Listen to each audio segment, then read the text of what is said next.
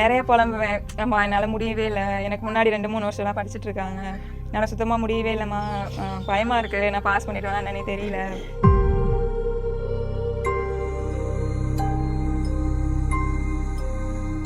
Financial support வந்து அப்போ ரொம்ப கிடையாது. என்னால் மாமா படிக்க வச்சாங்க. எல்லாத்துக்குமே வந்து நம்ம ஒருத்தர் எதிர்பார்க்க முடியாதுல்ல, அதனால சரி போயிட்டு வந்துடலாம் அப்படின்னு நான்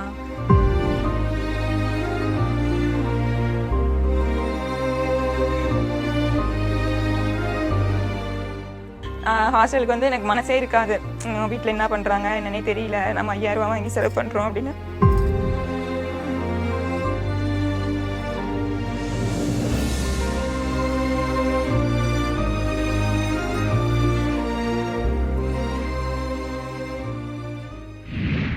என் பேர் வந்து ரங்கநாயகி. நான் வந்து புதுக்கோட்டை டிஸ்ட்ரிக்ட்டு, கோவில்பட்டி எங்கள் ஊர் பேர், குறும்பூர் கோவில்பட்டின்னு சொல்லுவாங்க. நான் வந்து தஞ்சாவூர் பிரான்ச்சில் படித்தேன், வரண்டரேஸ் தஞ்சாவூர் பிரான்ச்சில். இப்போ வந்து ரூரல் டெவலப்மெண்ட் எடுத்துருக்கேன்.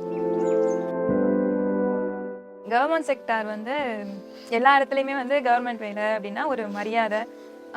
நாங்கள் ரொம்ப ரிச்சான ஃபேமிலி அந்த மாதிரிலாம் கிடையாது. எங்கள் அம்மாவுக்கு வந்து இந்த மாதிரி என் பொண்ணு வந்து ஒரு கவர்மெண்ட் வேலை பார்க்குறா அப்படின்னு எங்கள் அம்மாவுக்கு ஒரு பெருமை இருக்கணும். என் பொண்ணு இந்த மாதிரி ஒரு இடத்துல வேலை பார்க்குது அப்படின்னு எங்கள் அம்மாவுக்கு 4 பேர் பேசும்போது இவ பொண்ணு அப்படின்னு சொல்லும்போது ரொம்ப சந்தோஷமாக இருக்கும். எங்கள் அம்மாவுக்கு அந்த பேர் வாங்கி கொடுக்கணும் அப்படிங்கிறதுனால தான் ஃபஸ்ட்டு நான் கவர்மெண்ட் செக்டார் செலக்ட் பண்ணது. 2022 காலேஜ் முடித்தேன், 3rd இயர் முடிச்சுட்டு. அதுக்கு முன்னாடியே வந்து ஒரு ஆசை இருந்தது, டிஎன்பிஎஸ்சி படிக்கணும், கவர்மெண்ட் ஜாப் படிக்கணும் அப்படின்னு. முடிச்சுட்டு ஒரு 3 மந்த்ஸ் போல் வீட்டில் இருந்துட்டு அதுக்கப்புறம் எங்கே சேர்றதுன்னு ஒரு இது இருந்துகிட்டே இருந்தது. நான் ஆன்லைனில் தான் பார்த்தேன். ஃபஸ்ட்டு வேறு அகாடமிலாம் பார்த்துட்டு இருந்துட்டு ஆன்லைனில் பார்த்து என் ஃப்ரெண்டு வந்து அவளும் பக்கத்தில் தான், தஞ்சாவூர் பக்கத்தில் கந்தர்வக்கோட்டை, அவளுக்கும் அது பக்கத்தில் இருக்குது அப்படின்னு நாங்கள் 2 பேருமே அங்கே ஒன்றா படிக்கணும், 2 பேர் தனித்தனியாக படித்தா படிக்க முடியாது அப்படின்னு தோணுது. அதனால் 2 பேரும் தான் போய் சேர்ந்தோம். நான் ஒரு 1.5 இயர் படிச்சிருப்பேன். 1.5 இயர்னா ஃபஸ்ட்டு ஸ்டார்டிங்லலாம் ரொம்ப நல்லா படித்தேன் அப்படி சொல்ல முடியாது. கிளாஸ்லாம் நடத்துவாங்க. நான் வந்து ரொம்ப தூரம், எனக்கு இங்கேருந்து ஒரு 100 கிலோமீட்டர்ஸில் இருக்கும், புதுக்கோட்டைக்கு உள்ளே இந்த பக்கம் வரணும். ஏன்னா நான் இன்ஸ்டியூட்க்கு வந்து டெய்லி போயிட்டு தான் வருவேன். காலையில் 4 மணிக்கு எழுந்திரிச்சு எங்கள் அம்மா தான் எனக்கு நிறைய சப்போர்ட். அம்மா அவங்க வந்து காலையில் எழுந்திரிச்சு சமைச்சு கொடுத்து, என்னையோட அவங்க தான் சீக்கிரம் எழுந்திருப்பாங்க, சமைச்சு கொடுத்து நான் இங்கேருந்து போகிறதுக்கு எப்படியும் எனக்கு ட்ராவலே 3 மணி நேரம் 4 மணி நேரம் ஆகிடும். திருப்பி வர்றதுக்கும் அந்த டைம் ஆகும். அட் தி சேம் டைமில் வந்து நான் டைப்ரைட்டிங்கும் பண்ணிகிட்டு இருந்தேன். ஒரு பயம் இந்த மாதிரி கிடச்சிடுமா என்னன்னு தெரியல அப்படின்னு டைப்ரைட்டிங்கும் அதே டைமில் பண்ணிட்டு இருந்ததுனால அது ஒரு 2 மணி நேரம் போயிட்டு இருக்க மாதிரி இருக்கும். இதுக்கு இடையில நான் இந்த 3 மணி நேரம் 6 மணி நேரம் ட்ராவல் இல்லாமல் ஒரு 2 மணி நேரம் தனியாக டைப்ரைட்டிங்க்கும் ஒதுக்கிட்டு போயிட்டு வரதுக்கு ரொம்ப கஷ்டமாக தான் இருக்கும். இருந்தாலும் இந்த குரூப் 4ல் வந்து கண்டிப்பாக வேலை வாங்கியே ஆகணும் அப்படின்னு ஒரு எய்ம்னால நம்மளால் மார்க் வாங்க முடியுதா என்னன்னு எனக்கு தெரியாது. அதனால் டைப்ரைட்டிங் இருந்ததுன்னா இது இல்லைனாலும் அதுக்குள்ளே போயிடலாம் அப்படின்னு டைப்ரைட்டிங்கும் சேர்த்து பண்ணிவிட்டு அப்படியே படித்தேன். போயிட்டு வர்றதுக்கே எனக்கு ரொம்ப டயர்ட் ஆயிரும். நான் இங்கேருந்து அங்கே ஹாஸ்டல் பார்த்தேன். ஹாஸ்டல் வந்து எனக்கு ரொம்ப செட் ஆகலை. நான் அப்போது ஸ்கூல்லேருந்தே வந்து ஹாஸ்டல்லேருந்து தான் படிச்சுட்ருக்கேன். ஸோ வீட்டிலேருந்து போகலாம் அப்படின்னாலும் அங்கே எனக்கு ஹாஸ்டல் செட் ஆகலை ஃபஸ்ட்டு. சரி கொஞ்ச நாள் வீட்டிலேருந்து போயிட்டுருப்போம். ரொம்ப ஃபினான்ஷியல் சப்போர்ட் வந்து அப்போ ரொம்ப கிடையாது. என்னால் மாமா படிக்க வச்சாங்க. எல்லாத்துக்குமே வந்து நம்ம ஒருத்தர் எதிர்பார்க்க முடியாதுல்ல, அதனால் சரி போயிட்டு வந்துடலாம் அப்படின்னு. நான் எப்படி இங்கேருந்து போகும்போது வந்து ஃபுல்லாகவே பஸ்ஸு, ப்ரைவேட் பஸ்ஸில் காசு கொடுத்து தான் போவேன், அந்த மாதிரி கிடையாது. ஃப்ரீ பஸ் இருக்கும். ஒரு டைம் வந்து பஸ் டைம் பார்த்து வச்சுக்குவேன்.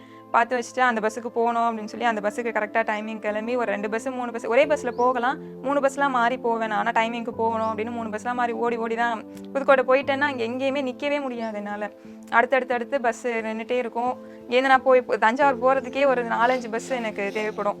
அந்த மாதிரி நான் ஒரு பஸ்ஸாக தேடி கண்டுபிடிச்சி அது மாதிரி நான் பஸ்ஸை கண்டுபிடிக்கிறதுக்கே எனக்கு ஒரு 6 மாதத்துக்கிட்ட ஆகிடுச்சு. அதுக்கப்புறம் தான் கொஞ்சம் சேவ் பண்ணி காசு கொஞ்சம் ரொம்ப செலவு பண்ணுற மாதிரி இருக்குது பஸ்ஸுக்கே அப்படின்னு கொஞ்சம் அந்த மாதிரி சேவ் பண்ணுறதுக்காக அதுவும் பண்ணேன். படிக்க எனக்கு அப்போ டைம் பத்தாது. அந்த டைம் பத்தாத காரணத்தினால பஸ்ஸில் போகும்போது, பஸ்ஸில் போயிட்டு வரும்போது இந்த மாதிரி அந்த டயத்தில் தான் படிப்பேன். பஸ்ஸில் போகும்போது வந்து திருக்குறள் படிக்கிறது, கரண்ட் அஃபேர்ஸ்லாம் வந்து பஸ்ஸில் போயிட்டு வரும்போது தான் பார்ப்பேன். மற்றது புக்கில் மேக்ஸிமம் ஃபோனில் பார்த்துட்டு போவேன். பஸ்ஸு ஷேக் ஆகிட்டே இருக்கிறதுனால ஒரு சில டைம் படிக்க முடியாது, கொஞ்சம் கண்ணு வலிக்கிற மாதிரி இருக்கும், டைம் பத்தாது. வீட்டுக்கு வந்து சுத்தமாக எனக்கு படிக்க டைம் இருக்காது. நாங்கள் ஒரு 5 மணிக்கு கிளம்புனாலும் நான் வீட்டுக்கு வர்றதுக்கு 8-9 மணி ஆகிடும். உள்ளே வரவும் என்னால் முடியாது. அப்போது வந்து எங்கள் பெரியப்பா ஒருத்தவங்க, அவங்க வந்து எனக்கு ரொம்ப சப்போர்ட். அப்போது போயிட்டு வர்றதுக்கு எனக்கு இங்கே உள்ளரிக்கை வந்து நான் 2 கிலோமீட்டர் உள்ளே வரணும். பஸ்ஸு உள்ள வசதி கிடையாது. அப்போது வந்து வண்டியும் இல்லை எங்கள்கிட்ட. அவங்க பெரியப்பா தான் வந்து கூட்டிகிட்டு வந்து விடுறது, கூட்டிகிட்டு போகிறது, அந்த மாதிரி ரொம்ப சப்போர்ட் பண்ணாங்க. படிக்கிறதுமே மேக்ஸிமம் நான் படித்த டைம் அப்படின்னாவே பஸ்ஸில் தான் நிறைய படிச்சிருப்பேன். நிறைய புலம்புவேன். நம்ம என்னால் முடியவே இல்லை, எனக்கு முன்னாடி 2-3 வருஷம்லாம் படிச்சுட்டு இருக்காங்க, என்னால் சுத்தமாக முடியவே இல்லைம்மா, பயமாக இருக்குது, நான் பாஸ் பண்ணிடுவேன்னா என்னன்னே தெரியல, பாஸ் பண்ணலைன்னா வந்து நீ எதுவும் சொல்லாதீம்மா அப்படிலாம் நிறைய சொல்லியிருக்கேன். எங்கம்மா அதெல்லாம் ஒன்றும் இல்லை, நீ படி, அது ஒன்றும் பிரச்சனை இல்லை அப்படின்னு சொல்லுவாங்க. அம்மா நீ படி, எங்கள் அம்மா தெரியும் நான் படிச்சிடுவேன் அப்படின்னு. ஏன்னா நம்ம எவ்வளோ கஷ்டப்படுறோம் அப்படின்னு நமக்கு தெரியும்ல. அதனால எங்கள் அம்மா என்னை படின்னு ஒரு வார்த்தை கூட எங்கள் அம்மா எதுவும் சொன்னது கிடையாது. நானாக தான் படிப்பேன். எங்கள் அம்மாவுக்கு என் மேலே நிறைய நம்பிக்கை. நானாக தான் படிப்பேன். எங்கள் அம்மா பரவாயில்ல, அடுத்த வாட்டி பார்த்துக்கலாம், இல்லை நான் அந்த வாட்டியே படிச்சாகணும்னு அந்த ப்ரெஷர்லேயே வந்து என்னால் தூங்க முடியாது சுத்தமாக. நைட்லாம் வந்து நான் எப்படியும் தூங்குறதுக்கு 10 மணி ஆகிடும். இருந்தாலும் 2 மணிக்கு எழுந்திரிச்சு உட்காந்துட்டு அம்மா சொல்லிட்டு இருப்பேன், அம்மா வாங்கிடுவேனா என்னன்னு தெரியலம்மா அப்படின்னு சொல்லி. எங்கள் அம்மா இல்லை பரவாயில்ல அடுத்த வாட்டி பார்த்துக்கலாம், இல்லைம்மா மேரேஜுக்கு முன்னாடி நான் வந்து வேலை வாங்கணும், நான் இங்கேருந்து தான் வேலைக்கு போகணும் அப்படின்னு ஒரு இது. எங்கள் அம்மாவுக்கு வந்து அப்போ தான் நான் அங்கேயே போயிட்டேன் அப்படின்னா அதுவும் நல்லா தான் இருக்கும், இருந்தாலும் எங்கள் அம்மாவுக்கு ஃபுல்லாக அந்த பேர் கிடைக்கும் அப்படின்னு என்னால் சொல்ல முடியாது. அதனால் நான் வீட்டிலேருந்து ஒரு சம்பாரித்து எங்கள் அம்மா கொடுத்து அதுக்கப்புறம் தான் நான் வந்து கல்யாணம் பண்ணணும் அப்படிங்கிறது ஒரு ஆசை. அதனால் இந்த குரூப் 4 வந்தால் தான் அடுத்து எப்போ எக்ஸாம் வரும் அப்படின்னு என்னால் சொல்ல முடியாது. அதனால் இந்த எக்ஸாமில் பாஸ் பண்ணணும் அப்படின்னு நிறைய புலம்பியிருக்கேன். நான் பாஸ் பண்ணிடுவேனான்னு தெரியலன்னு அங்கே இன்ஸ்டியூட்லேயுமே மென்டார்ட்டெல்லாம் சார் இது எப்படி சார் அது எப்படி சார் அப்படின்னு அவங்கள்ட்டையுமே நிறைய புலம்பியிருக்கேன். சார் பரவாயில்ல மேம், அது ஒன்றும் பிரச்சனை இல்லை, அதெல்லாம் பாஸ் பண்ணிடலாம் மேம் அப்படி தான் சொல்லுவாங்க. ஃபேமிலி நான் அம்மா தம்பி 3 பேர் தான். அம்மா வந்து 2 பேருமே ரொம்ப கஷ்டப்பட்டு தான் படிக்க வச்சாங்க, என்னையும் தம்பியையும். தம்பி இப்போ படிச்சுட்டு இருக்கான், காலேஜ் படிச்சுட்டு இருக்கான். நானுமே அந்த கவர்மெண்ட் காலேஜில் தான் படித்தேன், தமிழ் மீடியம் தான் படித்தேன். அம்மா படிக்க வைக்க ரொம்ப கஷ்டப்பட்டாங்க. எங்கள் மாமா வந்து எனக்கு ரொம்ப ஹெல்ப் பண்ணாங்க, எங்கள் அம்மாவோட அண்ணன். அவங்க தான் வந்து நான் அந்த மாதிரி டிஎன்பிசி படிக்கிறேன் மாமா அப்படின்னு சொன்னோடையும் சரி படி பரவாயில்ல அப்படின்னு சொல்லி அவங்க தான் எனக்கு ஃபீஸ் கூட அவங்க தான் கட்டினாங்க. டிஎன்பிசி படிக்கணும் அப்படின்னு ஒரு ஆசை இருந்தது. இருந்தாலும் நான் போய் இன்ஸ்டியூட்டில் தஞ்சாவூர் வரண்ட ரேஸில் போய் நின்றுட்டு பேங்கிங்காக டிஎன்பிசியாக அங்கே 2 தான் யோசிச்சுட்டு இருந்தேன். அதுக்கப்புறம் சரி டிஎன்பிசி படிப்போம் அப்படின்னு என் ஃப்ரெண்டு இன்னொரு பொண்ணு, அவளும் இந்த குரூப் 4 பாஸ் பண்ணியிருக்கா. நாங்கள் 2 பேரும் தஞ்சாவூர் வரண்ட ரேஸில் தான் படித்தோம். மாமா வந்து ரொம்ப சப்போர்ட் எனக்கு, அவங்க தான் படிக்க வச்சாங்க.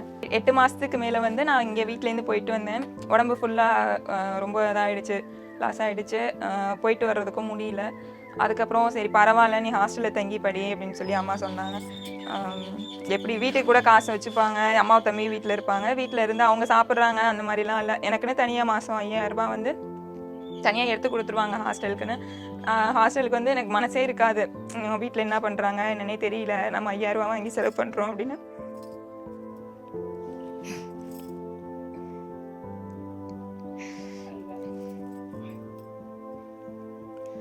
அதுக்கப்புறம் ஒரு 4 மாதம் இருந்தேன்.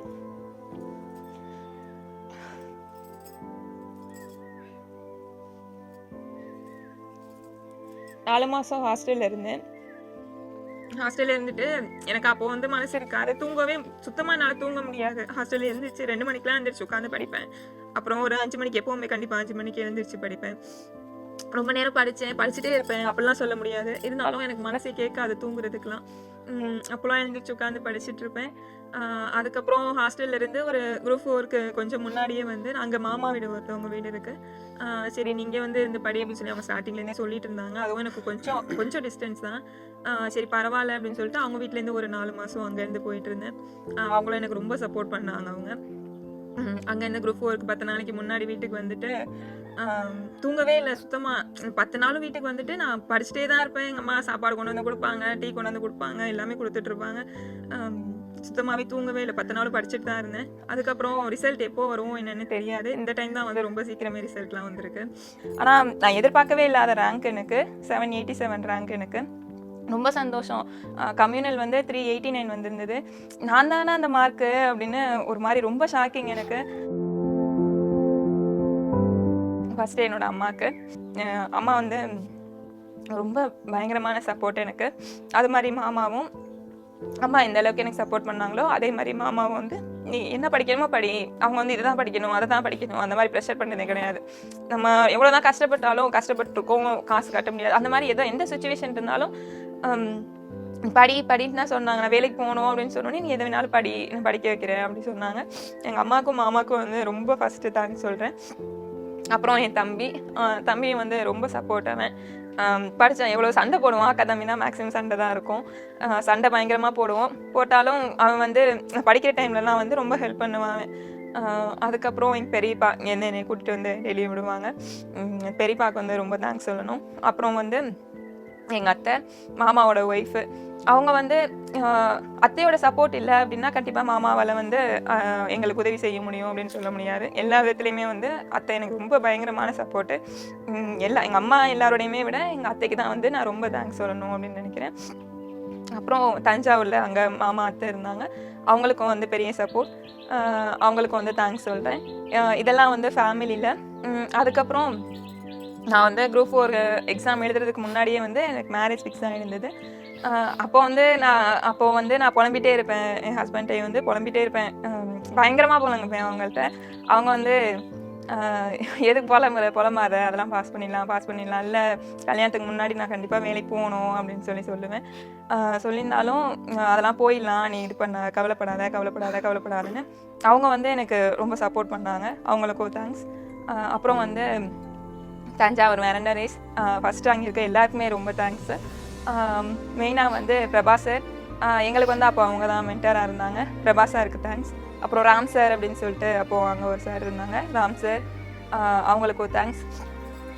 அப்புறம் Chandru sir, Swathika ma'am, Ravivarma sir, அவங்க வந்து எனக்கு மேக்ஸ் அவங்க தான் எடுத்தாங்க. மேக்ஸு, எக்கனாமிக்ஸு, பாலிட்டி எல்லாமே வந்து ரவிவர்மா சார் தான் எடுத்தாங்க. அவங்களுக்கும் ரொம்ப thanks. Thanks to Veranda Race Thanjavur branch.